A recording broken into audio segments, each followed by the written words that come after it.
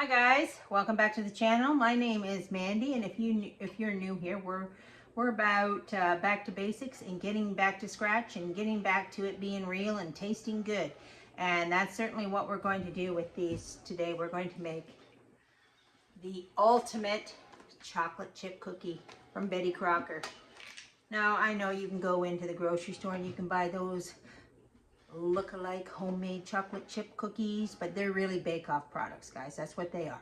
They come into that store frozen like little pellets, and they throw them onto baking sheets and they cook them. It's all processed. It's not homemade. I mean, maybe it's better than Mr. Christie, but it's still the same thing. This is legit homemade. Let's get at it. I'm getting ready for my mother's big birthday party, and I'm dishing up these chocolate chip cookies for the little guys. So I'm doubling this batch because I want to have lots of cookies. So the first thing to do is to, in a large bowl, beat softened butter, sugars, electric mixer on medium speed. 1 cup of butter, softened. I'm doubling it, so I'm going to use 2 cups. This is always my favorite thing to measure, 2 cups of butter. There you are. It's right here in my hand. I don't have to get out a cup. I'm just going to cut this into smaller pieces, so it's easier to mix, save on time.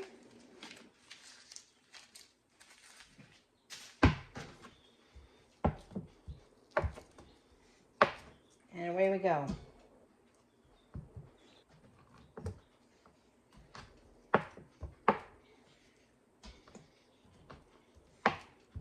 It also calls for 3/4 cups of white sugar.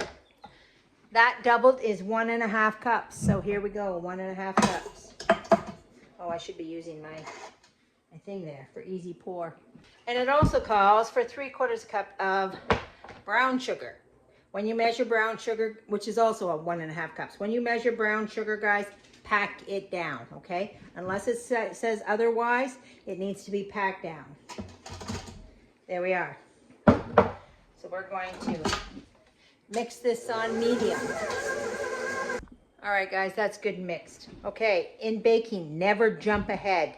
Never, if that butter is too hard and isn't completely mixed, and just say, oh, well, it will get better as I go along. No, it won't get better as you go along. Your recipe will get worse. You have to make sure each step is done according to plan before you move on to the next step.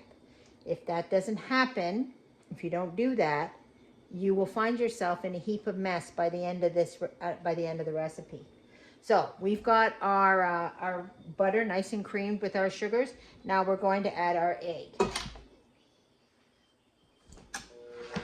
That's 2 eggs, guys.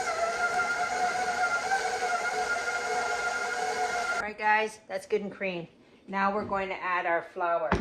It was 2¼ cups of flour, doubled, makes 4.5 cups of flour. I put it in this measuring cup, 4.5 cups, and what was it?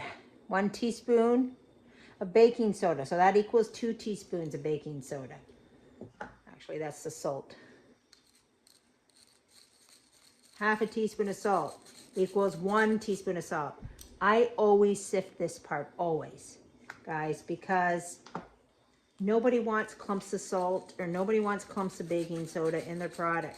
And if you, and this kind of ensures that is not going to happen. Years ago, somebody made a cake for a friend of mine, and she had a bite of it, and she was so grossed out. She said, oh my gosh, something's wrong with this cake. And I came over and she said to me, she said, Mandy, there's something wrong with this cake. The neighbor gave it to me, but there's something seriously wrong with it. What do you think? And I took a bite out of it and I bit into a clump of baking soda. And I said, it's just the baking soda's not mixed. That's all. That's the only problem. Okay, so we're going to, and you don't want that to happen. So now we're just going to gently, oh, way too high there. We're going to gently incorporate this flour into that. I just added my vanilla. That was 1 teaspoon. So 2 teaspoons of vanilla. And we'll add the rest of this flour. This is the stage, guys. You don't want to overmix this. You want it just mixed. Okay? When you're making things that you want to be light and fluffy like cakes, Cookies aren't so bad, but cakes especially, you do not want to overmix a cake. So that is not quite mixed, but I'm adding the chocolate chips anyway, 2 packs, so that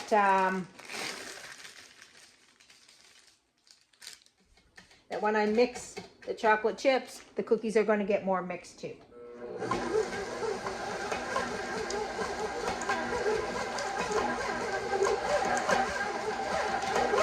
All right, 2 seconds, it's done. Okay, now guys, I'm going to rest this dough. I'm going to put it in the fridge.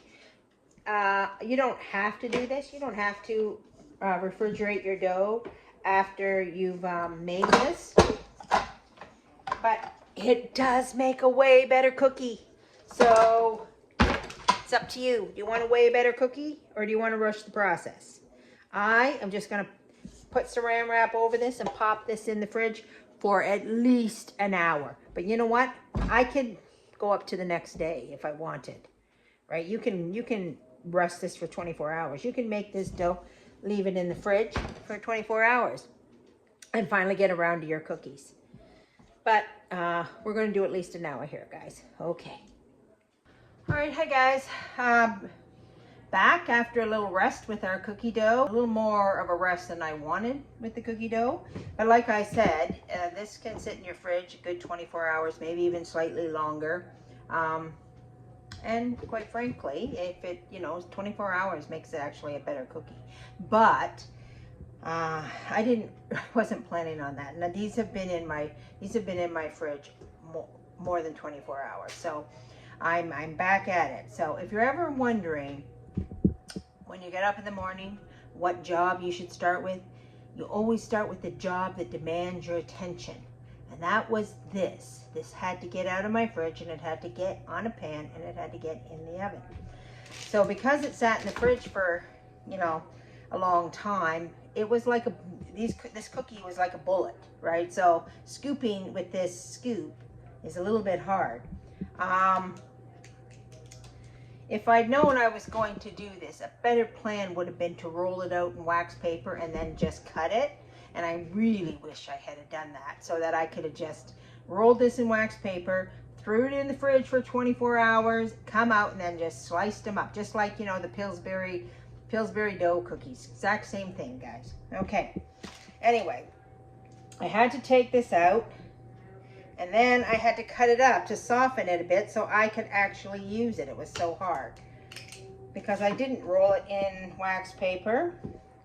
So I'm just going to take my portion control cookie scoop, and I'm going to, the best I can with this very hard dough, make nice sized cookie balls. All right, so I'm just going to take a minute, guys, and I'm just going to smush these with my hands, just slightly. Normally I wouldn't do this, but this cookie dough is so hard that it's going to alter the way this bakes in the oven as opposed to normal. Now, you ever get a recipe and you try it and it just stinks, like nothing works right, and it just goes to pot, right? And you say to yourself, that was a horrible recipe. 99.9% of the time, it has nothing to do with the recipe. Baking is all about technique. It's all about, the reaction of mixing certain ingredients together. It's all about temperature. It's all about conditions. It's all about the way you mix the dough. It's all about that stuff. So chances are, when a recipe doesn't work out, the recipe was not the problem, guys. It was you. Sorry to be the bearer of bad news. But if these don't work out, the problem was me, not the recipe. The recipe is 100% fine. Okay, pop these in the oven for 8 to 10 minutes, and we'll see how they turn out. So I don't want you to be discouraged about, being the problem when it comes to baking stuff in the kitchen. These things take time, guys. It's all a learning process. It's all a learning curve. That's why, grannies in the old days, they said a dash of flour did it, or this, a pinch of this and a little bit of that. I mean, that's what they did, because they knew what would make what work. They just knew that. They knew that from experience. They knew that from doing it every day, day in and day out.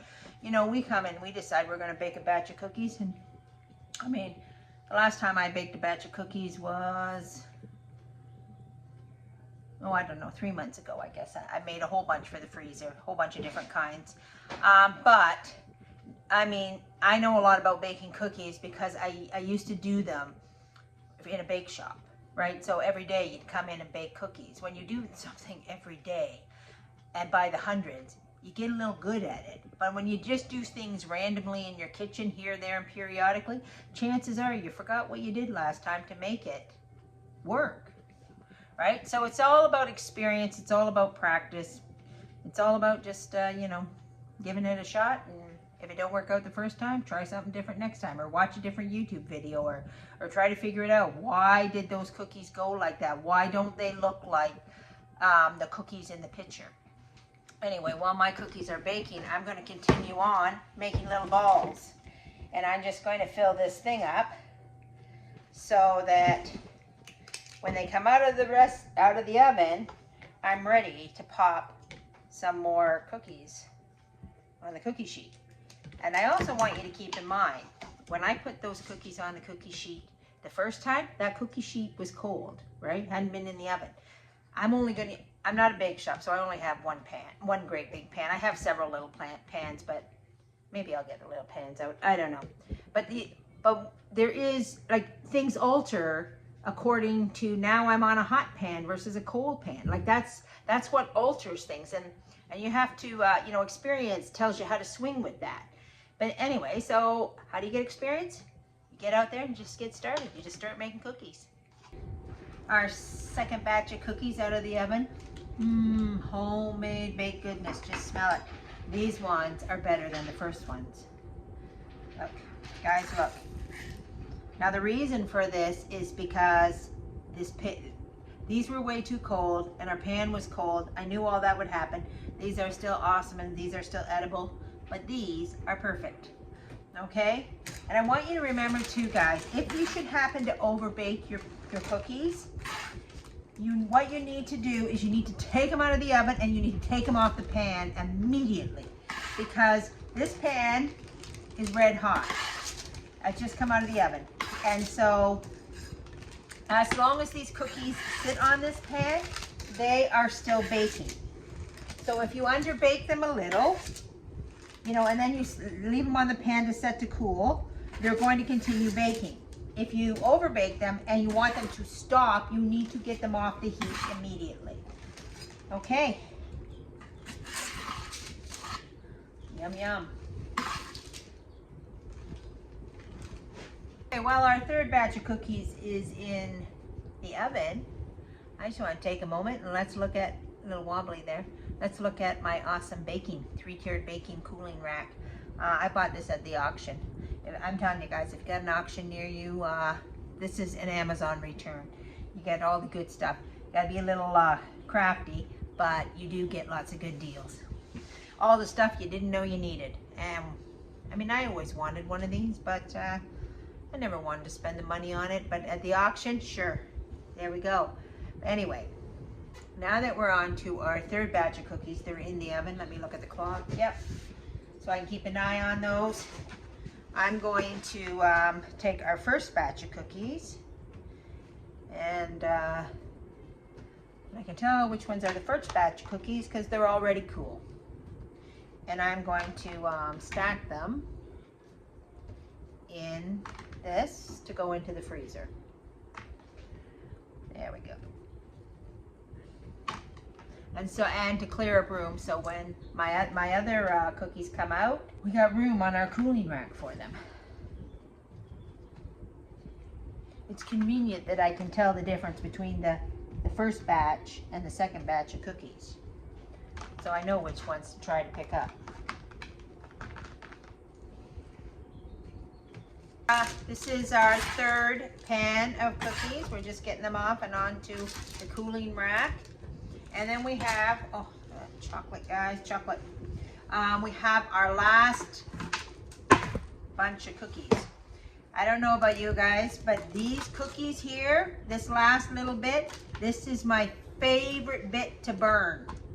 For some reason, Mandy thinks the job is done because it's not a full pan of cookies, and then she walks away and forgets about them or does something and ends up burning the final batch.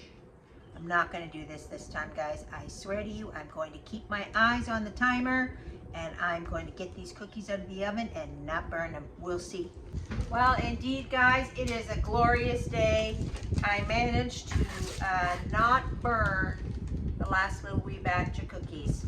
So we're going to get those on the tray. But as always, we must have a taste test. I'm going to go for the ones that are just slightly warm. I don't know why, but I don't really like my cookie hot and gooey. I like them just like this.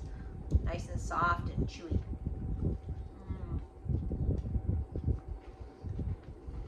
Now I need a nice cup of tea to go with this, guys. Time to put the kettle on. Okay, guys, that's it for today. We'll see you next time on Back to Basics. Hope you have a good day, and God bless everybody. And thanks